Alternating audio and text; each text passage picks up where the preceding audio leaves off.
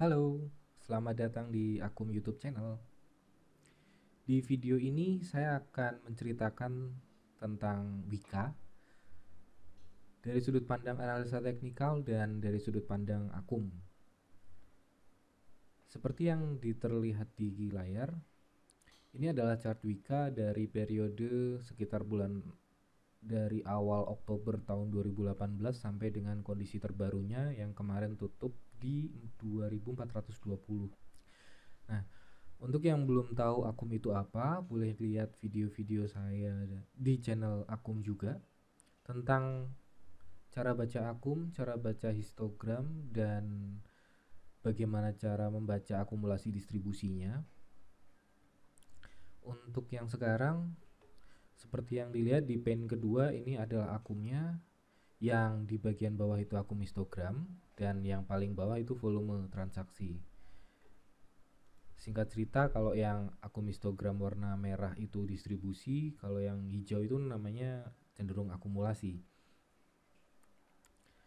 Nah, kalau misalkan dilihat di diagram akumnya, ini mungkin agak cenderung kelihatan dempet-dempet. Jadi kalau misalkan saya perbesar, saya hilangkan histogram dan volumenya, ini akan kelihatan bahwa dari sejak sekitar pertengahan November 2018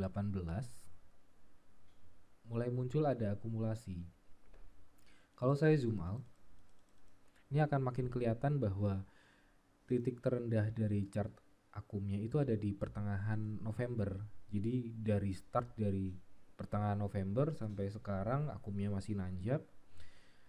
Dan hal ini berbeda sekali dengan kondisi di tahun 2018. Dari awal 2018, ini kalau misalnya saya kasih tanda, dari awal tahun 2018 sampai bulan November itu akumnya didominasi oleh distribusi. Ini kelihatan dari chart akumnya cenderung downtrend.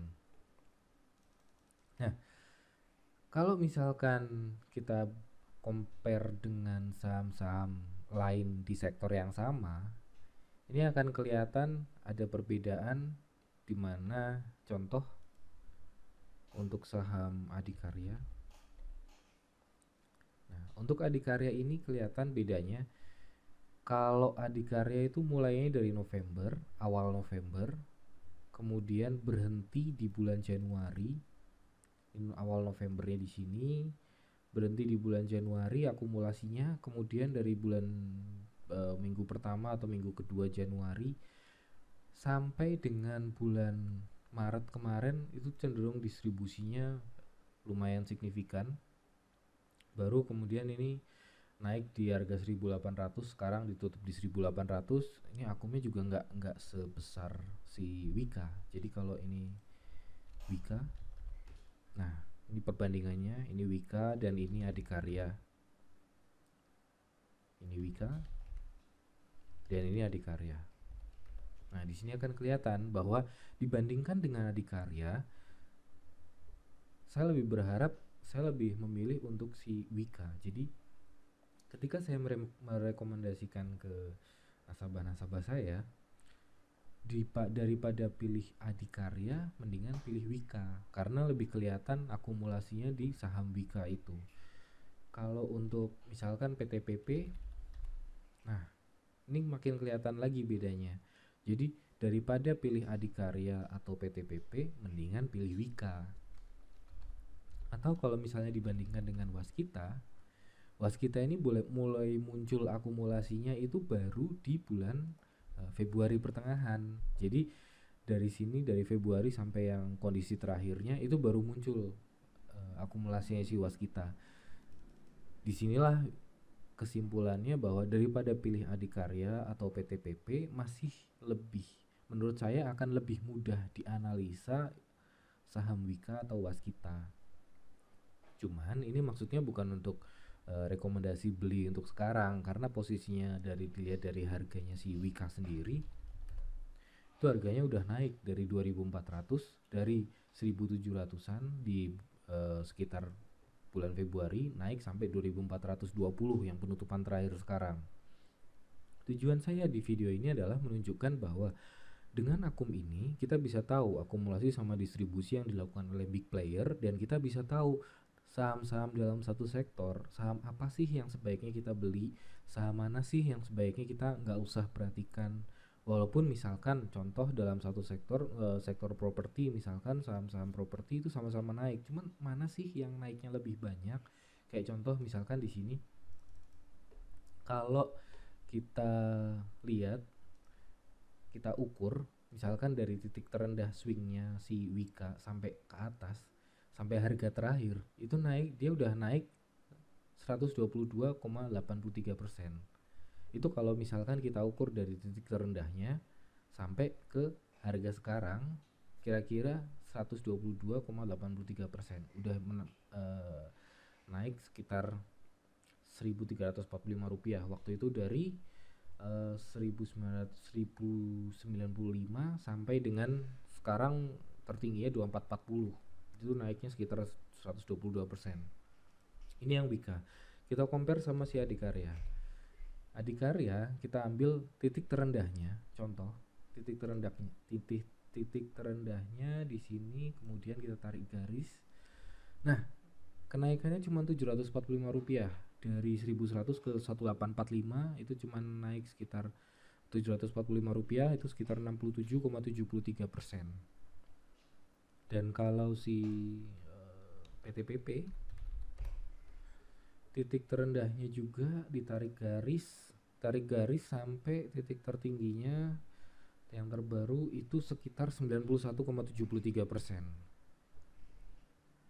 Sedangkan si waskita dari titik terendahnya, ini saya cek dulu titik terendahnya 1420, dari 1420 sampai harga tertingginya itu naik 57,60%. Jadi kelihatan salah satu cara saya untuk menganalisa saham mana yang kemungkinan gainnya itu paling gede adalah dengan cari tahu atau ngelihat big playernya itu milih saham yang apa, milih saham yang mana. Walaupun dalam satu sektor yang sama belum tentu big playernya itu beli semua saham di sektor itu, tapi saya pengen tahu fokusnya si big player itu ke saham apa. Gimana caranya? Dengan ngelihat si akumnya. Jadi di sini bisa dilihat, kalau dari akum saya bisa tahu bahwa ini, saya ambil contohnya dari saham. Nah, saya capture.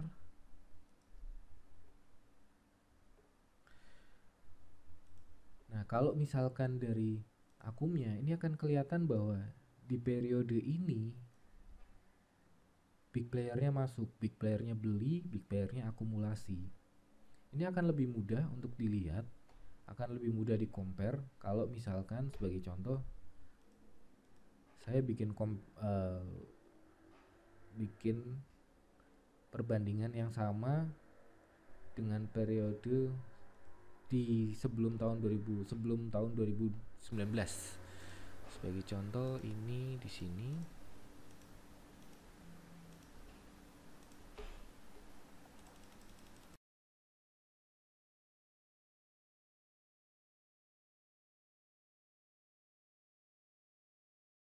Nah, dari sini akan kelihatan saya bandingkan 4 saham di sektor yang sama.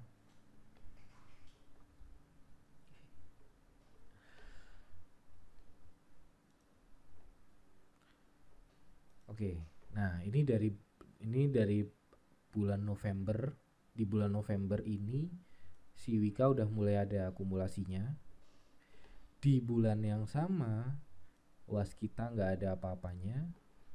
Di bulan yang sama juga, bulan November ini Adikarya ada, PTPP nggak ada.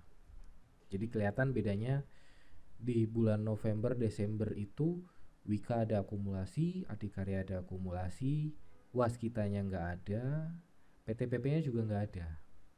Kelihatan. Jadi pada saat di akhir bulan Desember itu saya lihat 4 saham ini, akan kelihatan bahwa lebih gampang trading Wika dan Adikarya daripada trading waskita sama PTPP. Kenapa bisa begitu? Karena si big playernya aja milih Wika dan Adikarya. Kenapa trader, misalkan saya, kenapa saya sebagai trader harus milih saham lain kalau big playernya aja milih Wika sama Adikarya? Ngapain saya pilih yang lain? Kurang lebih pemikiran saya seperti itu. Nah, kemudian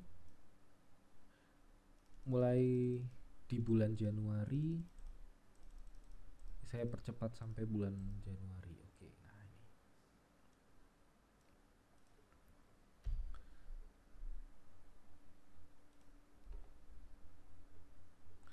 Nah, ini akan lebih kelihatan lagi di bulan Januari sampai dengan Januarinya selesai. Di saham Adikarya mulai ada distribusinya. Ini yang menarik. Jadi posisinya harga ini startnya akumulasi di sini. Periode akumulasinya di bulan November dan Desember. Kemudian di bulan Januari ada distribusi. Yang mana pada saat akumulasi itu harganya si Adikarya 1200 sampai 1800, tapi ketika distribusi harganya cuman sampai turunnya juga cuman sampai 1630-an ini. Jadi si big playernya itu mungkin dia exit dari si Adikarya. Nah, yang menarik adalah di Wika-nya ini, saham Wika akumnya sama sekali nggak turun. Dia masih tetap nanjak, dia masih tetap menunjukkan ada akumulasi di sini. Dan di sini makin gampang. Di antara 4 saham ini masih lebih enak trading Wika. Di antara keempat saham ini lebih aman menurut saya untuk trading di saham Wika. Itu salah satu cara saya untuk menggunakan akum untuk membedakan saham-saham dalam satu sektor yang sama. Saya harus pilih yang mana. Nah, kalau misalkan dilihat dari histogramnya, ini akan sangat kelihatan bahwa yang namanya pada saat dia akumulasi,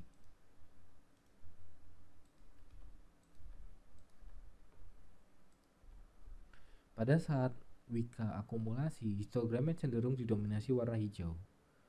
Berbeda dengan waskita yang di periodenya yang sama bulan November sampai bulan Januari itu malah cenderung didominasi warna merah. Si Adikarya sempat ada akumulasi di bulan November Desember, histogramnya didominasi warna hijau, tapi di bulan Januari didominasi oleh warna merah. Merahnya besar-besar, jadi kemungkinan buang barangnya juga lumayan besar. PTPP ada 1-2 kali yang histogramnya hijau di atas average, tapi menurut saya hanya dengan sekali atau 2 kali ada akumulasi besar yang bikin histogramnya di atas average itu nggak cukup. Saya lebih suka yang lebih konsisten, hampir setiap hari ada akumulasi, dalam 1 bulan banyak akumulasinya. Itu akan menurut saya lebih mudah untuk dianalisa daripada saham-saham yang akumulasinya nggak ada. Jadi akan lebih mudah buat saya untuk menganalisa yang histogramnya lebih banyak hijaunya daripada yang histogramnya lebih banyak merahnya. Kemudian karena udah tahu dari 4 ini, saya lebih suka Wika karena lihat akumnya yang uptrend. Nah, selanjutnya yang biasanya saya cari, saya itu nyari kalau misalnya harganya udah keburu naik, yang saya lakukan adalah saya nungguin ada lower high supaya saya tahu di situ adalah puncaknya. Jadi contoh misalkan di akhir Januari 2019 ini, di sini ada lower high. Kalau misalkan dilihat, nah misalkan contoh kita fokus di bagian sini. Nah, ini ada high-nya yang sebelumnya, terus sini ada lower high. Yang ini lebih tinggi daripada yang sebelum yang baru. Jadi ibaratnya dengan adanya lower high ini, saya jadi tahu, oh puncaknya itu ada di level ini. Nah, karena ada lower high ini, saya jadi tahu puncaknya itu ada di atas ini. Setelah saya tahu ini, minimal saya tahu bahwa di sini ada perubahan tren yang tadinya dari uptrend bullish. Karena terbentuk lower high ini, jadi kemungkinannya ada kemungkinan jadi sideways atau ada kemungkinan koreksi dulu. Nggak tahu mana yang kejadian, tapi yang pasti karena ada puncak di sini, makanya saya tahu ini mungkin ada koreksi atau ada sideways. Selanjutnya, nah, ketika ini muncul, ini adalah periode di pertengahan Februari. Kita sampai, nah ini.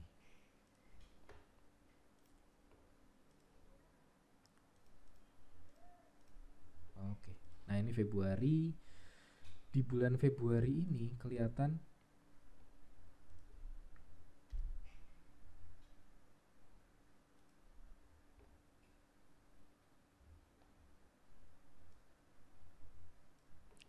di bulan Februari ini harganya sempat turun.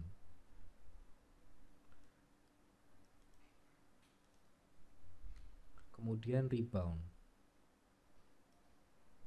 Dari yang sebelumnya uptrend, koreksi, terus rebound. Ini artinya masih bullish. Akumnya uptrend, histogramnya banyak didominasi warna hijau. Akumnya uptrend, histogramnya banyak didominasi warna hijau. Sahamnya juga uptrend, harganya bullish, harganya cenderung naik. Tapi masalahnya adalah di sini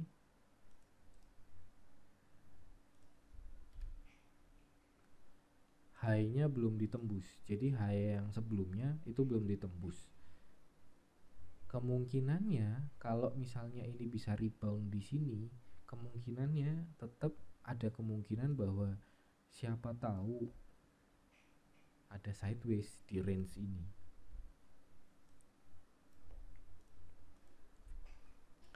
Kalau misalnya ada kemungkinan sideways, berarti siap-siap untuk beli di area oversold, kemudian jual di area overbought. Tapi bisa average up kalau ternyata dia bikin higher high, tembus ke atas puncak yang sebelumnya. Nah, contohnya kalau misalkan kita lanjutin, ini puncaknya di sini. Nah, ini breakout.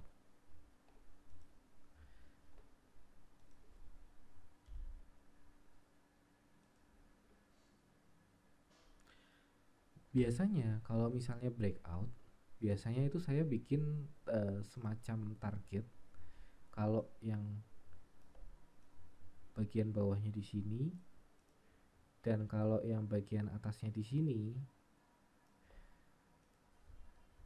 Salah satu cara trading yang menurut saya paling gampang adalah dengan membuat semacam target.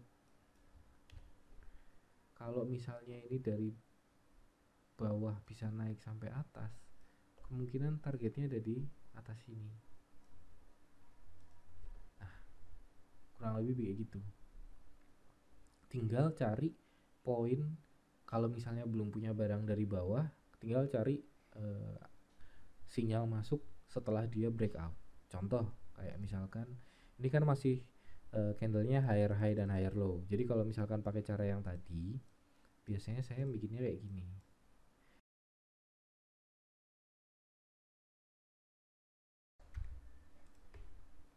Nah, saya ngitung dari atas ke bawah 1975, bawah 1635. Kalau diselisihkan kemudian ditambahkan 1975 selisih 1635 berarti 340, ditambahin 1975 berarti 232.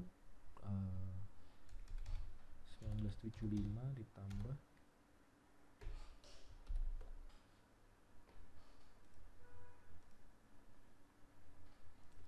1975 ditambah 1975 dikurangi 1635. Nah, hasilnya 2315 2315, tapi karena fraksinya 10 jadi biasanya saya buletin jadi 2320. Ini kan candlenya masih higher high higher low. Berikutnya inside bar. Ketika ada inside bar ini adalah yang setup yang paling saya sering pakai. Ada beberapa faktor.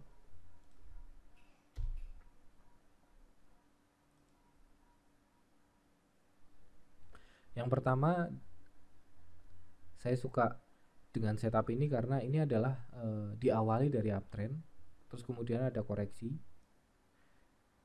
terus kemudian dia rebound, terus kemudian naik lagi, tes resisten dan breakout. Jadi uptrendnya itu masih terjaga. Jadi dari yang sebelumnya uptrend ada koreksi, habis itu dia breakout. Kemudian setelah breakout ini yang saya cari adalah setup untuk masuk. Jadi untuk entry pointnya itu di mana? Biasanya yang sering saya cari itu pola inside bar. Jadi buat yang belum tahu apa itu inside bar, apa itu outside bar, dan candle higher high higher low, lower high lower low, itu ada di video di akun YouTube channel juga. Nah, ini adalah inside bar. Yang pertama tadi uptrend, sahamnya uptrend, jadi diawali dari harga naik, kemudian koreksi, kemudian tes lagi, previous high, terus breakout. Itu saya suka. Terus pastinya juga didukung oleh si akumnya yang uptrend, itu menunjukkan ada akumulasi di sana. Big playernya juga ikut beli. Intinya adalah begitu. Apa yang saya pilih itu sebisa mungkin didukung sama si big playernya. Jadi saya nggak kesulitan untuk tradingnya, untuk analisanya. Candlenya juga cenderung rapi, dia bikin higher low setiap candlenya, setiap harinya. Itu cenderung memudahkan analisa saya dan memudahkan trading saya. Nah, histogramnya juga pasti karena akumnya uptrend, jadi histogramnya juga banyak hijaunya. Itu memang wajarnya begitu. Kemudian ada hal lain lagi yang bikin saya kenapa suka setup seperti ini. Yang saya suka itu adalah ketika dia koreksi, ini ya, sebagai contoh saya ngambil titik terluar yang paling bawah sampai titik yang tertingginya yang di previous high itu. Koreksinya itu cuma 38,2%. Jadi biasanya saya cuma ngambil batas koreksi yang wajar itu sekitar 38,2% kalau diukur pakai Fibonacci. Saya nggak terlalu suka saham yang terkoreksi jauh sampai 60% atau mungkin lebih rendah lagi. Mungkin ada orang yang bilang wah itu koreksinya bisa lebih murah, bisa dapat barang lebih murah. Saya nggak terlalu suka karena yang ada di prinsip saya adalah di pemikiran saya adalah big playernya itu lagi akumulasi. Big playernya itu ngumpulin barang, dia udah susah-susah ngumpulin barang, kemudian harganya bisa turun sampai 60%, ya ibaratnya menurut saya ya dia buang-buang tenaga lah.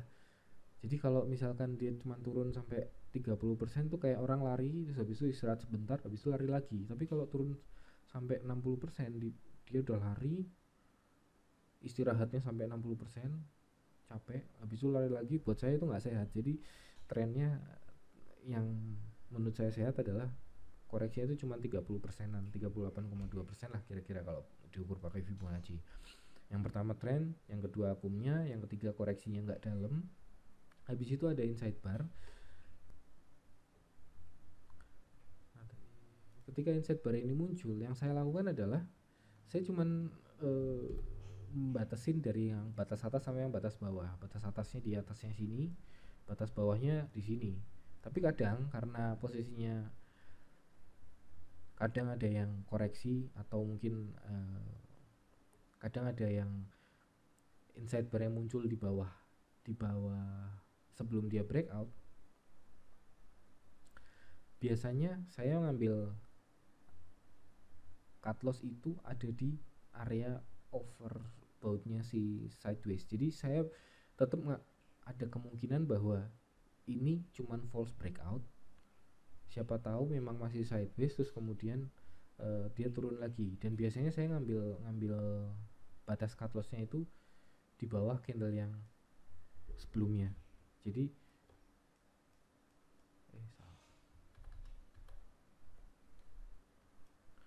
Jadi maksimal ambil cut lossnya di sinilah, di bawah candle yang ini. Nah, misalkan ini sideways, ini inside bar. Kemudian kalau misalkan harganya naik ke atas yang high candle yang sebelumnya, itu bisa jadi sinyal beli. Kemudian cut lossnya bisa di yang warna hijau ini atau yang sebelah sini, tergantung money management masing-masing. Cuman intinya adalah belinya kalau lewat ke atas yang merah ini. Nah, kadang ada juga yang tradingan yang beli ketika bukan pada saat breakoutnya, tapi pada saat dia pas candlenya itu, ini kan kebetulan juga candlenya itu dia breakout, tapi ini dia bikin outside bar. Kadang kalau pas lagi merhatiin, belinya pas lagi outside bar breakout, nah yang di candle ini beli, kadang iya. Tapi kadang juga ini ada inside bar, belinya kalau pas lewat 2030, cut lossnya di bawah 1985. Itu kadang seperti itu. Jadi saya biasanya lebih suka nungguin ada inside bar tapi setelah breakout, bukan yang pas candle yang pas breakoutnya.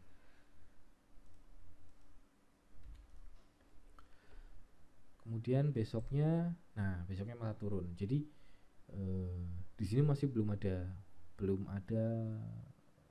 open buy, masih turun. Nah, ketika ini muncul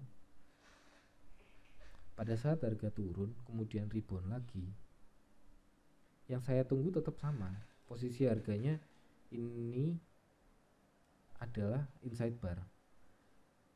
Yang sini inside bar, ketika dia breakdown udah nggak berlaku lagi, sekarang muncul inside bar lagi. Karena yang sebelumnya belum ada setup buy, saya pakai inside bar yang di sini. Cut lossnya di bawah 1900. Kalau naik ke atas 1980 bisa beli, kalau nggak naik nggak beli, dan kalau udah beli kemudian turun ke bawah 1900, cut lossnya di bawah 1900. Kejadiannya besoknya adalah seperti ini.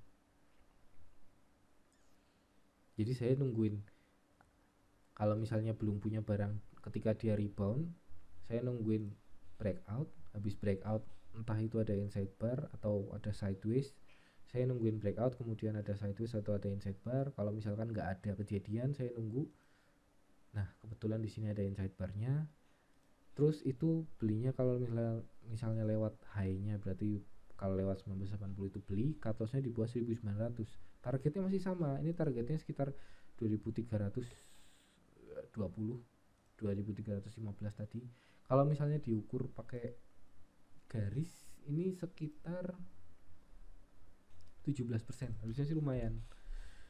Nah, kalau misalnya udah beli, strategi berikutnya adalah nungguin candle yang kemungkinan bisa jadi sinyal jual. Contoh kayak misalkan ini outside bar pattern, jadi high-nya sama tapi low-nya lebih rendah.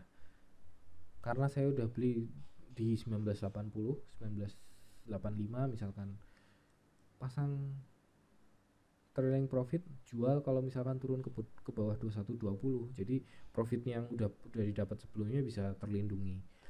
Kemudian habis itu berikutnya tungguin sampai, kalau misalnya turun ya dijual, kalau misalnya breakout bisa average up. Jadi contoh kayak misalkan ini setelah outside bar, ini inside bar, high-nya sama masih di 2200, ini juga high-nya di 2200. Berarti kesimpulannya kalau lewat 2200 boleh nambah barang, kalau turun ke bawah 2120 tetap jualan. Sekarang ternyata dia lewat, jadi 2200 lewat, average up pada saat 2200 yang lewat, berarti mungkin 2210 gitu. Terus take profitnya di 2120. Nah, berikutnya seperti ini candlenya masih sama, maksudnya candlenya masih higher high dan higher low, jadi masih bullish, high-nya naik, low-nya juga masih naik. Take profitnya tetap di 2120. Besoknya lagi harganya turun ke sini, tetap take profitnya di 2120. Kalau turun ke bawah 2120 ya udah jualan. Kalau misalkan nggak turun ke bawah 2120 tetap disimpan. Nah ini kan candlenya kan kedua, dua candle ini kan lower high lower low. Kalau take profitnya setelah ini terbentuk, take profitnya naikin ke sini. Jadi pada saat ini belum terbentuk, take profitnya tetap 2120.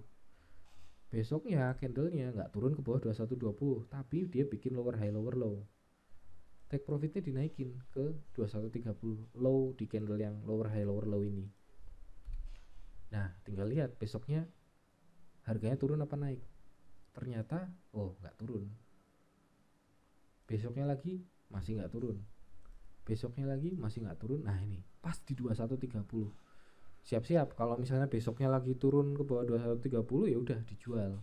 Tapi ternyata belum. Besoknya lagi malah breakout. Targetnya nyampe. Target yang beli di bawah sini sampai ke 2320, malah sampai misalkan sampai sekarang masih di 2420. Mau di take profit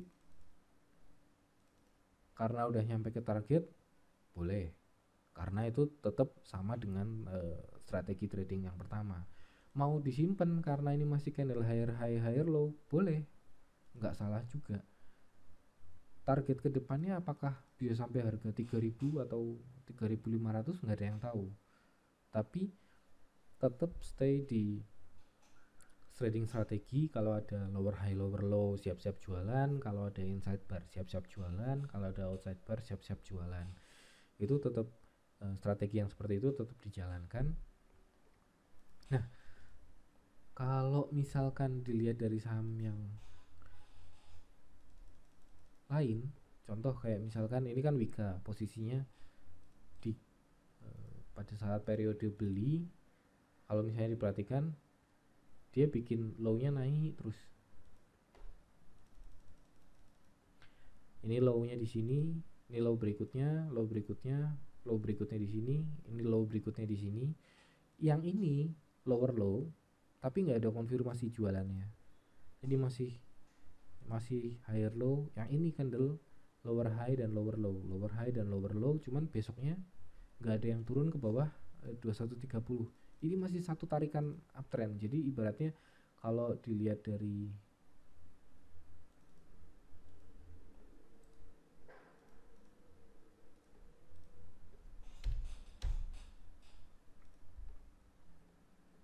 nah ini kalau misalkan kita lihat dari sini, ini masih satu tarikan uptrend. Karena di sini tuh walaupun yang ada lower high lower low, tapi ini nggak ada yang turun ke bawah sini. Jadi ibaratnya ini masih satu tarikan uptrend.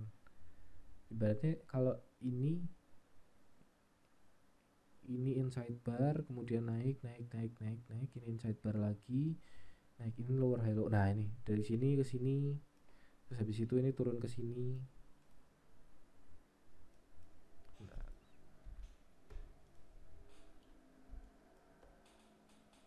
Nah ini ini low-nya sama. Berarti dari sini ini turun ke sini, kemudian ini naik lagi. Ini turun lagi ke sini. Ini naik lagi satu tarikan. Nah, sisi yang menarik adalah dari sini naik ke sini, naik sini, naik sini, ini lebih panjang. Jadi tarikan yang terakhir ini lebih panjang daripada tarikan yang sebelumnya. Ini menandakan bahwa trennya itu sehat. Jadi melanjutkan dengan yang sebelumnya.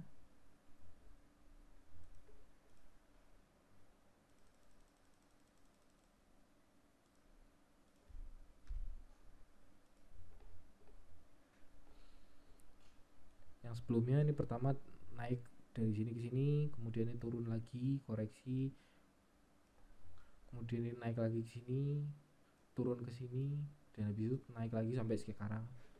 Jadi tarikan pertamanya, tarikan keduanya lebih panjang dari yang pertama. Ini ada koreksi wajar yang tadi sampai 30%. Tarikan yang berikutnya masih lebih panjang lagi. Jadi kalau misalkan diukur, misalkan contoh ini titik tertingginya di sini, Ini titik terendahnya di sini misalkan. Bandingkan dengan ini yang titik terendahnya di sini, kemudian ini sampai yang posisi sekarang anggaplah di sini. Nah, anggaplah di sini. Kalau misalkan saya kasih panah dari sini naiknya sampai sini, terus kemudian dari sini naiknya sampai sini.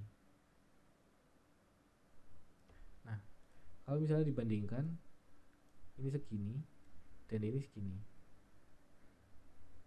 Nah, dengan periode yang hampir sama, ini bulan November, ini bulan Januari, sekitar ya mungkin 2 bulan. Ini pertengahan Februari, 2 bulan juga. Tarikannya hampir sama. Ini belum selesai karena kita belum tahu si wikanya ini naiknya sampai ke berapa, terus kemudian koreksi sampai berapa. Nah, hampir sama tapi dia nggak sama persis. Kalau misalkan ini baru kalau ya, ini kalau misalkan besok ini memang 2440 ini adalah tertingginya si wika, terus habis itu minggu depannya turun, terus habis itu mungkin ada lower high lower low atau ada inside bar yang kemudian candle berikutnya break low-nya. Kalau misalnya memang tertingginya sampai 2440, berarti kan ada perlemahan. Jadi dari yang swing pertama naiknya itu bisa setinggi panah yang merah ini, kemudian swing yang kedua tertingginya naiknya cuman seperti panah yang warna ungu ini, kan beda nih tingginya. Nah, kalau misalnya iya naiknya cuma sampai segitu, pada saat koreksi berikutnya terus kemudian rebound, itu nggak usah diambil, nggak apa-apa, karena menunjukkan udah ada pelemahan tren, ada pelemahan momentum di situ. Tapi kalau misalkan minggu depan wika masih bisa naik ke atas 2440, berarti kan artinya kan swing yang sekarang ini lebih tinggi daripada swing yang sebelumnya. Nah, kalau misalnya ada koreksi lagi terus rebound, itu bisa diambil lagi. Jadi sebagai contoh kayak misalkan gini, kalau misalkan saya gambarkan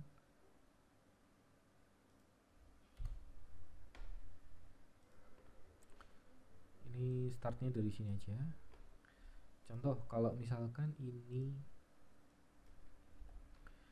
dari sini naik, kemudian sini turun, terus kemudian sini naik lagi, kemudian sini turun lagi. Nah, kalau misalkan ini naiknya sampai misalkan sampai segini misalkan, terus habis itu ada turun, terus habis itu ada rebound. Nah, kalau kejadiannya seperti ini, sorry, ini mendingan kayak gini aja. Salah. Kalau misalnya naiknya sampai ke atas, berarti ini kan swing yang warna hijau ini kan lebih tinggi daripada swing yang warna merah. Ini saya kasih warna misalkan ini biru, koreksinya warnanya biru, koreksinya ini warna biru. Ini yang pertama warnanya hitam aja. Oke. Nah, kalau misalnya yang hijau ini swing yang terakhir cuman sampai sini kan, berarti kan, dan habis itu misalkan kalau misalkan besoknya itu turun. Nah, kalau misalkan minggu depan wika itu turun, berarti kan swingnya cuma mentok sampai di 2440 tertingginya. Itu berarti swingnya dia lebih rendah daripada tarikan yang merah ini. Tapi kalau misalkan minggu depan masih bisa naik, misalkan contoh naik terus habis itu baru turun, berarti kan yang swing yang hijau lebih jauh, lebih tinggi, lebih besar daripada swing yang merah. Nah, kalau misalkan ada koreksi terus habis itu rebound, itu boleh diambil, boleh dibeli lagi. Tapi kalau misalkan ini enggak lebih tinggi dari yang swing pertama, swing sebelumnya, kemudian turun, kemudian koreksi dan rebound, itu sebaiknya jangan diambil karena itu udah menunjukkan ada perubahan momentum. Boleh diambil mungkin boleh, tapi untuk trading pendek maksudnya lebih hati-hati di situ karena trennya udah momentumnya udah cenderung ada pelemahan tren. Nah, kalau yang tadi apalagi kalau misalkan ini koreksinya lebih dalam. Jadi misalkan tadi kan saya kan bilangnya koreksinya sekitar dari puncaknya sampai yang biru ini kan sekitar 38% kalau dari Fibonacci. Nah, kalau yang ini kan Kalau misalnya dia koreksi sedalam ini kan mungkin lebih dari 38%. Jadi ibaratnya ini istirahatnya cuma segini, kok yang swing berikutnya istirahatnya lebih dalam. Nah, itu jadi tanda tanya. Jadi jangan jangan sampai karena koreksi yang dianggap oh ini murah terus habis itu dibeli. Jangan sampai terjebak seperti itu. Oke, sekian dulu video dari saya. Kalau misalnya ada pertanyaan boleh tulis di kolom komentar, atau kalau misalnya mau langganan data Akum boleh hubungin tim QT, tim Akum, yang linknya ada di deskripsi. Jangan lupa di share kalau misalkan kamu merasa terbantu oleh video ini. Jangan lupa klik subscribe, jangan lupa like videonya. Sampai ketemu di video berikutnya. Bye.